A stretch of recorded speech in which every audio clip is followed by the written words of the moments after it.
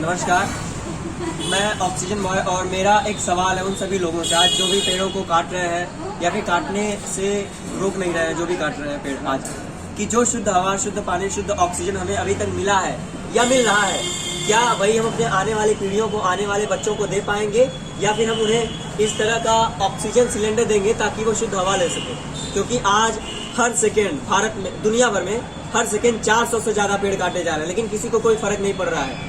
2018 का the Hindu newspaper का data कहता है कि हर साल लगभग 12 लाख लोगों की मौत हो जा रही है, जो कि भूटान जैसे देश की टोटल जनसंख्या से भी ज्यादा है, लेकिन फिर भी हमें कोई फर्क नहीं पड़ रहा है इन सारी चीजों से।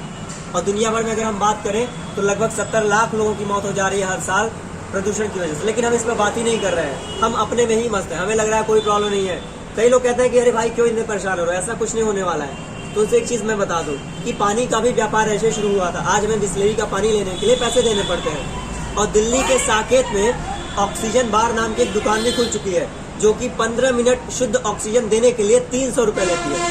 सोचिए, हवा और पानी जो हमें मुफ्त में मिलना चाहिए, हमें उसके लिए पैसे देने पड़ रहे हैं। हवा और पानी के लिए हम पैसे दे रहे हैं। क्या इंसानियत इतनी ज्यादा गिर चुकी है?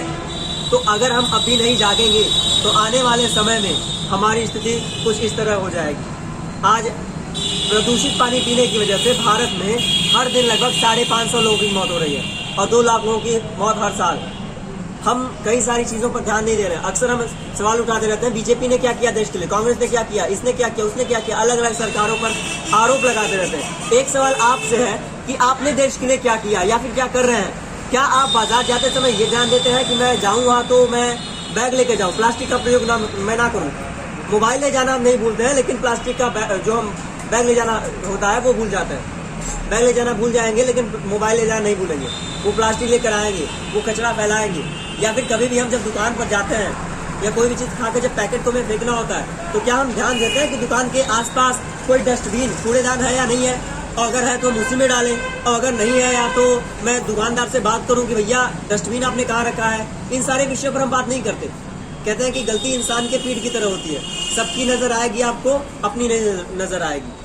दूसरों पर तो बहुत ही आसान है उंगली उठाना। जरा हम खुद के अंदर झांक लें कितनी कमियां हैं हमारे अंदर। किसी ने कल्पना की थी कोविड-19 कोरोना वायरस जैसा कुछ आएगा और लोगों के बीच में मास्क लगा के घूमना आम बात हो जाएगी, नहीं, लेकिन आज आम बात हो गई है। तो सोचिए, यदि वो चीज हो सकती है जो किसी ने कल्पना नहीं की थी, तो ये क्यों नहीं होगी जो कि दिन प्रतिदिन ये सारी चीजें बढ़ती जा रही है। मैं तो ये विनती करूंगा आप सभी से कि दिवाली पर भी पटाखे ना जलाएं, या फिर अगर आप जला रहे हैं तो कोशिश कीजिए कम से कम जलाने का। क्योंकि ऐसा माना जाता है, कहा जाता है, एक रिपोर्ट ये बताती है कि जो नॉर्मल टाइम में पोल्यूशन होता है, प्रदूषण, उससे 30 से 40% और ज्यादा बढ़ जाता है दिवाली के पटाखों की तरफ से। इसकी वजह से 2 चीजें, आप कहीं न कहीं हत्यारे बन जाते हैं हम उन माओं के जो दादी दादा जो भी लोग हैं 60 से 70 की उम्र में जो मर जा रहे हैं प्रदूषण की वजह से। हम उनके हत्यारे हैं। हम उन बच्चों के हत्यारे हैं जो प्रदूषण की वजह से मर रहे हैं। हम उन प्रेग्नेंट महिलाओं के हत्यारे हैं जो भी प्रेग्नेंट है और अपने साथ साथ उनकी भी मौत होती है, उनके अंदर जो पेट में एक बच्चा पल रहा होता है उसकी मौत। हम सभी हत्यारे हैं उनके। जो पैसा आप बर्बाद करते हैं इन सारी चीजों में, उससे जरा ध्यान दें कि कितने लोग भारत में भूखे पेट सो रहे हैं। हर रोज भारत में लगभग 19 करोड़ लोग ऐसे हैं जो कि भूखे पेट सोते हैं, और दुनिया भर में लगभग 80 करोड़। भारत में 4500 लोगों की मौत हो जाती है हर दिन भूख की वजह से या फिर कुपोषण जैसी समस्याओं की वजह से। लेकिन हमें इन सारी चीजों पर ध्यान ही नहीं देना है। हमें लगता है 15 अगस्त और 26 जनवरी पर व्हाट्सएप, फेसबुक, इंस्टाग्राम, इन सारी जगहों पर कुछ चीजें लिख करके स्वच्छ भारत अभियान, हमारा देश महान, भारत माता की जय, पेड़ लगा, कहने से नहीं बदलेगा भाई कुछ भी। हमें करना पड़ेगा, हमें सामने आना पड़ेगा। और जो भी लोग मेरी तारीफ करते हैं कि बच्चा सही काम कर रहा है, उनसे मैं उनका सम्मान करता हूँ। लेकिन एक सवाल उनसे भी है जो केवल तारीफ ही करते हैं कि केवल तारीफ करने से कुछ नहीं होगा, आपको स्वयं काम करना होगा। तारीफ करने से पेड़ कटने बंद नहीं हो जाएंगे, तारीफ करने से पानी जो प्रदूषण है वो नहीं बंद होगा, प्लास्टिक का प्रयोग बंद नहीं होगा, जो मौतें आज हो रही है प्रदूषण की वजह से वो बंद नहीं होगा। सो प्लीज इन सारी चीजों पर ध्यान दें एंड काम करें। धन्यवाद। ओके, थैंक यू सलाम।